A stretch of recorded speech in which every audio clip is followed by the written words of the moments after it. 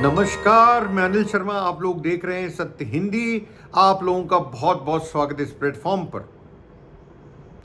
जैसा कि आपको पता है, 5 जगहों पर विधानसभा चुनाव हुए। 5 जगह: आसाम, तमिलनाडु, पुडुचेरी, केरला और जहां पे सबकी सबसे ज्यादा इंटरेस्ट या निगाहें टिकी हुई हैं, ममता बनर्जी का गढ़, अभी तक का गढ़, वेस्ट बंगाल। ज्यादातर लोगों की निगाहें अगर किसी चुनाव पे टिकी हैं तो वो है वेस्ट बंगाल। आप लोगों ने कल एग्जिट पोल्स देखे होंगे। मैं आपको आज की तारीख में क्या बोल रहा है सट्टा मार्केट ने क्या, किसको कितनी सीटें दी हैं, इसको बताने की कोशिश करूंगा। पर आपको उसको बताने से पहले एक चीज बता दूं, हम किसी भी हालत में सट्टे को प्रमोट नहीं कर रहे हैं इस प्लेटफॉर्म पर, ना हम करना चाहते हैं।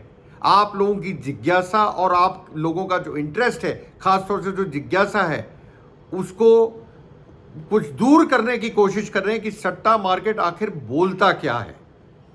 और ये हमने कोई एक जगह का नहीं लिया है, ये हमने अलग अलग जगहों का लिया है और उनका जो सार है वो मैं आपके सामने लेके आना चाहता हूं। सार क्या कहता है, उस सार के अंदर अलग अलग जगह से मेरा मतलब है, चाहे वो तमिलनाडु हो, चाहे वो आपका केरला हो, चाहे वो आपका आसाम हो, चाहे वो आपका वेस्ट बंगाल हो, चाहे वो पुडुचेरी हो।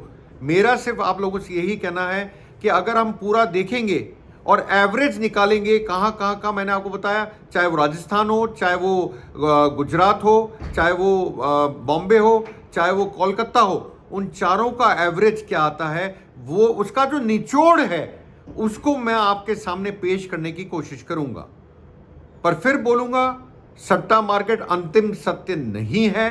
पहली बात, क्योंकि कई बार सट्टा मार्केट फेल भी हो चुका है और कई बार सही भी गया है। आंकड़ों में सबसे बड़ा फेलियर सट्टा मार्केट का था जब लोकसभा चुनाव हुए थे।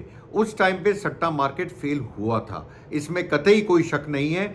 इसलिए आप देखिए, एंजॉय कीजिए, और बाकी तो 4 मई को जब रिजल्ट आएगा तभी पता लगेगा। और आज जो मैं आपको बताने वाला हूं, कुछ ही स्टेट्स बताऊंगा, ज्यादा स्टेट्स आपको मैं कवर नहीं कर सकता हूं। कुछ स्टेट्स के बारे में आपको जानकारी देता हूं। चालू करता हूं केरला से। केरला के अंदर आप देखें, मेरे को उधर देखना पड़ रहा है क्योंकि जो फिगर्स हैं वो उस तरफ रखे हैं मेरे। आपको सट्टा मार्केट क्या बोलता है मैं बताना चाह रहा हूं।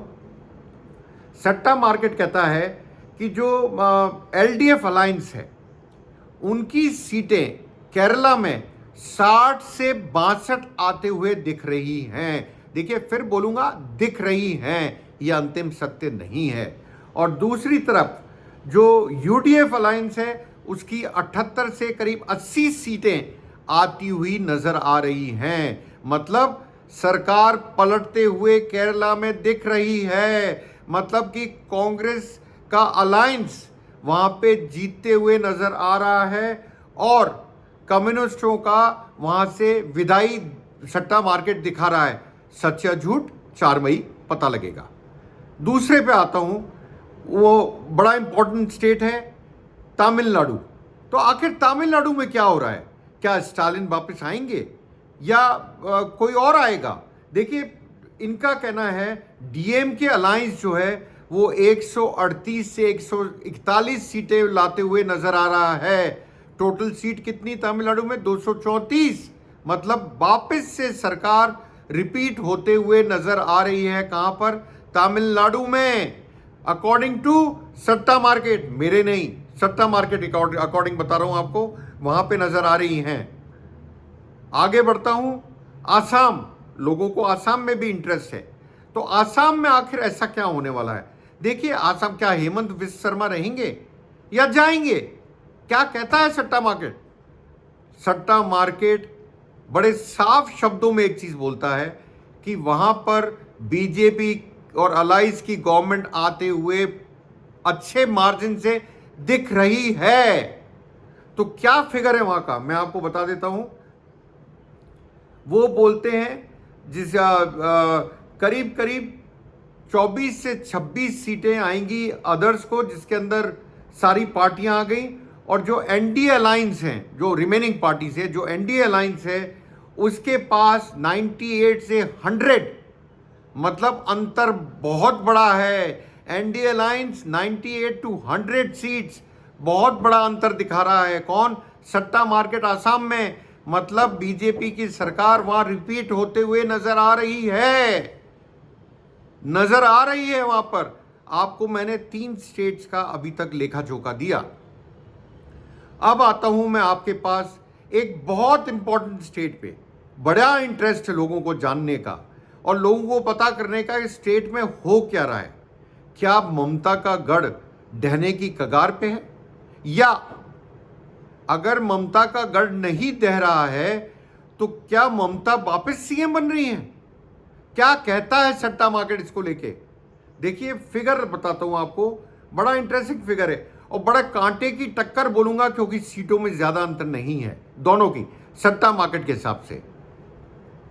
टीएमसी अलायंस को दे रहे हैं 137 से 140। टोटल सीट कितनी है? 294। पिछली बार 213 सीट मिली थी। किसको? आपकी टीएमसी को। वोटिंग परसेंटेज क्या था? 48.5% इन फेवर ऑफ, किसके फेवर में था? टीएमसी के। 38.5% बीजेपी के पक्ष में था। कब? 2021 के विधानसभा चुनावों में सीटें आई थी टीएमसी की मैंने आपको बताया 213 और 77 बीजेपी की। टोटल सीट है 294, मैंने आपको बोला। अब क्या कहता है सट्टा मार्केट? सट्टा मार्केट कहता है कि टीएमसी जो है वो यहां पर 137 से 140 सीट लाते हुए नजर आ रही है। माफी चाहूंगा। वहीं पे बीजेपी अलायंस यहां पे 149 से 152 सीट्स लाते हुए नजर आ रही है। मतलब सीटों की गणित में 12 सीट का अंतर है सिर्फ। अगर थोड़ा भी हेर फेर हुआ तो कोई भी सरकार बना सकता है, पर सट्टा मार्केट एडवांटेज दे रहा है बीजेपी को और सरकार बनाते हुए दिखा रहा है बीजेपी और अलायंस की।